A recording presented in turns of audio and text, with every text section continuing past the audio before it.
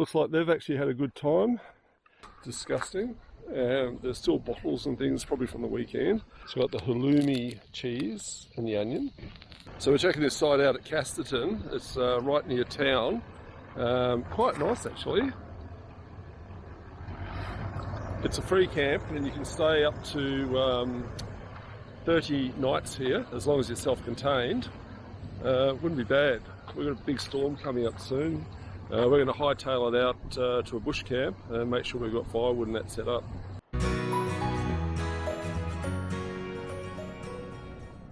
It's a bit cute. We've got four nice babies. So we've just left Casterton, we've got water, fuel, groceries, and we're heading to Bailey's Rock. It looks like it's a big rig place, and we'll see how we go when we get there. And there's more bad weather coming, so that's not good. So the Bailey's Rock turn off is 300 metres. Fireplaces, toilets, showers. That's pretty good. Not showers. Showers. I didn't say showers. No, I'm just thinking. Showers are coming out of the sky. Oh, that's right. Yeah. Well, it's be raining soon. Turn right. Turn right. And it looks like it is 3.3 kilometres down this track here. Yeah, it's a good track too, gravel road. There's our first rock. It's Little Bailey's Rock. And it looks like there's plenty of firewood here, which is good.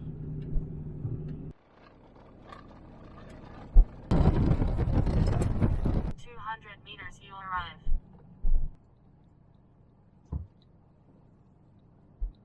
So at the Bailey's Rocks campground, there's a decent road gravel road. We've got a picnic area here for day visitors. There's actually 5 good sites for people with vans or tents or camper trailers. Each has a fire pit and a table. This is our setup over here. It's like a ring road around this area here, so you can come around, you don't have to try and back out. But there's a decent sort of fire pit, table. This is our setup. We've got auxiliary solar going today. There's drop toilets with water tanks. They're nice and clean.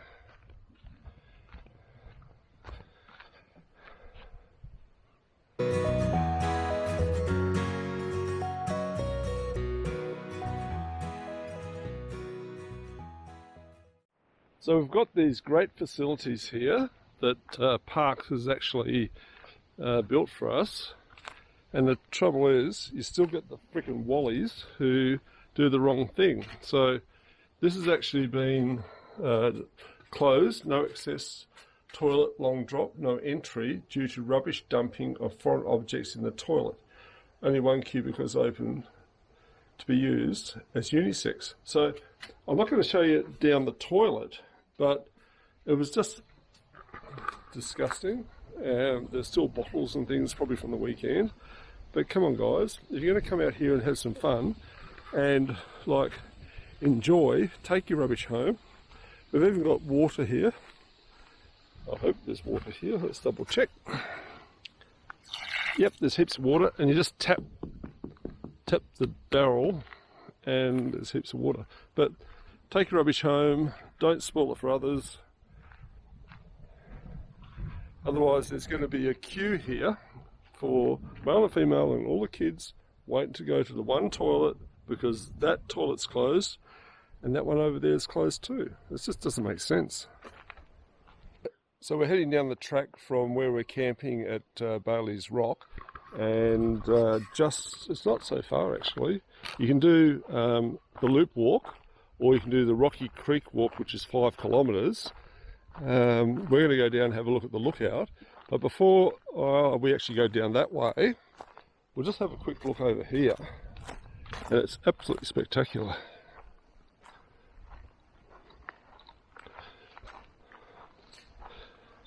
Look at that, look at the moss on top of the rocks.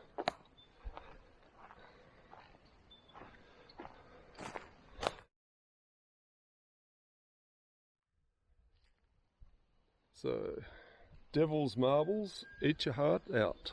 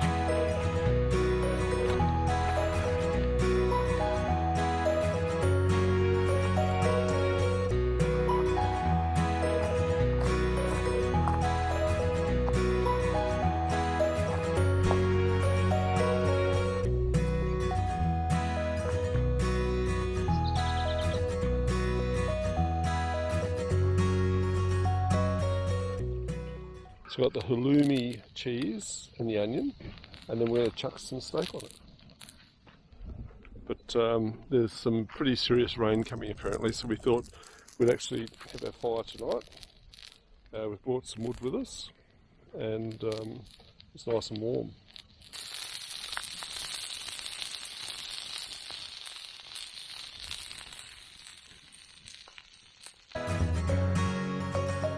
So I'm going to go and check out the 5 kilometre Rocky Creek walk. It doesn't say there, but I believe there are blue markers. There's the short one's got the orange ones, and let's get into it. So it's quite an easy walk so far. The track can be seen, but in some places I reckon it sort of will be hard, but it's sort of adds to the nature that you haven't got this massive track you're walking down, and you can still have a look around and see all the vegetation. So here come a couple of the fellow walkers now. Looks like they've actually had a good time. Was it a good walk, guys? So, a coffee? I should have, shouldn't I? It was lovely up there. So how far do you go? Right along to past the quarry and around? You get to the road, turn right. Yep. Up a steep hill. Yep. Yeah. Then there's a rock to the left. You do a bit of a loop and come back to here. Oh, good. Yeah. It's very nice. Yeah, this jumper might be coming off soon, I reckon. Yeah, some blue open breast as well. See ya. So here's one of the blue markers that we're meant to be following. And it says go that way. So if you're coming down this track at night and you're going too fast, and they didn't have these white posts here with reflectors to warn you that you shouldn't be going that way, and you should be going down via the crossing here, I think you get a very rude shock. Yes, I'd say that that was probably a bridge at one stage. It's no longer, only because they've actually got the rocks on the bank there. But check this out. Looks like they've used recycled materials for their pipes, for the culvert. That's pretty cool. But yep, I don't even think I'd get the cruiser across there, even at speed. We're leaving the track, following the blue markers. Down this track here. It's got a bit of a dam here. It's a bit like the ink pot, but a lot smaller. So we've now come back onto the creek, and I'd say the track follows the creek. Some decent trees around. and a lot of dead timber on the ground. You wouldn't want to be here if a fire came through. So we've got some grass trees here. They're only small ones. But, they must have a good life, these grass trees, living in such a nice place. This looks like an old quarry. Taking a fair bit out of here.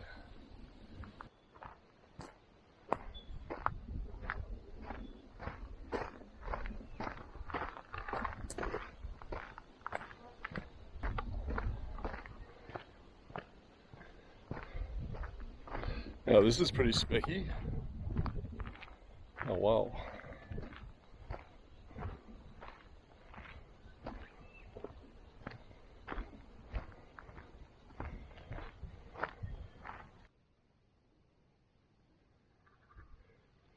I like the way people put sticks around the orchid so that nobody actually steps on them.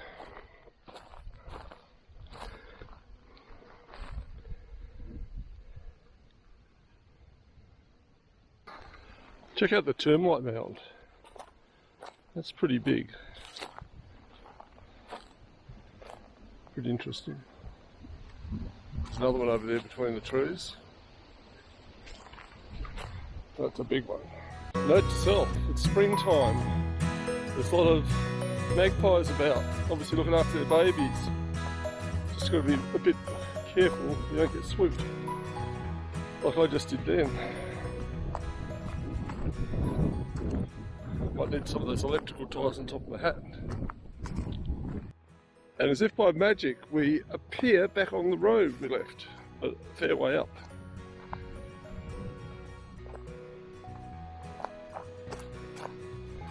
Happy days.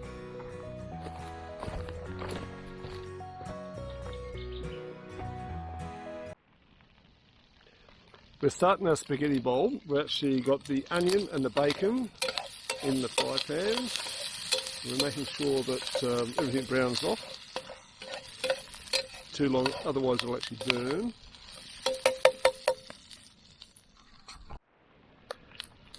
So we've actually added some curry spices, our very secret OZLAPN recipe there. So that's actually going to brown that off, dry it off. Making sure the fry pan's nice and hot. Add your mix. I think this is, I think number 4, number 5. You don't want it too lean, otherwise you don't get the fat to actually cook with it. So the idea here is to actually do your meat first, and once the meat gets cooked, then you add your bacon and onions and spices. So that's actually coming on nicely. Still see some pink bits in there, so you need to keep them turned.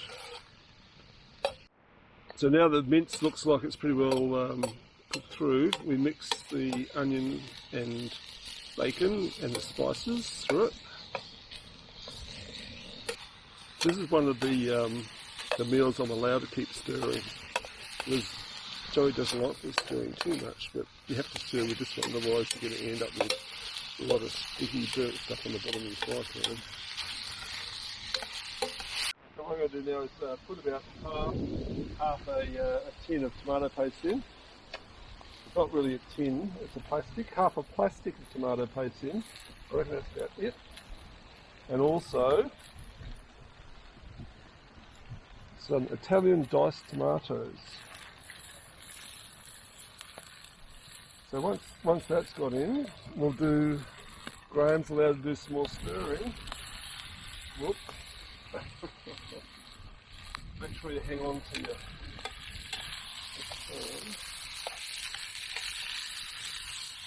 Okay, so what we've done now is we've got some chicken stock, we've got some oregano, and the idea here is to actually put it in the middle there, make a little hollow, and then push it around, and then just let it simmer down. And as it simmers down, all that flavour will be infused into the meal, and it will be very nice. Living the dream, eating the dream. We put it back on to simmer for half an hour, and we've put the kettle on as well, so we can actually pour that through our low carb spaghetti. So we're actually going to finish our food blog inside because it's starting to get inclement outside. So what I've got here is some cheese and some, what sort of other cheese is that? Parmesan. Parmesan cheese. And we're going to put that over the top. I'll do it gently, Joe. I won't stir it because we have to let it melt on the top. Look at that. So this is our low carb spaghetti in here, Joey. Have a look down there. So we've already soaked it, and now we're actually going to put some hot water through it. So it's actually from a Slender. So that's the packet you can get from Coles or Boys. So once you've actually Rinsed it. Yep. You actually get boiling water and you put it through it like that. And it's in the colander. So that's hot. That's what you have to do. It's pretty easy, yeah. Time to plate up. Here we go. Yum. Oh. And then some of our yummo spaghetti. That's good, Joey. Thank you. Good recipe. Bon appetit.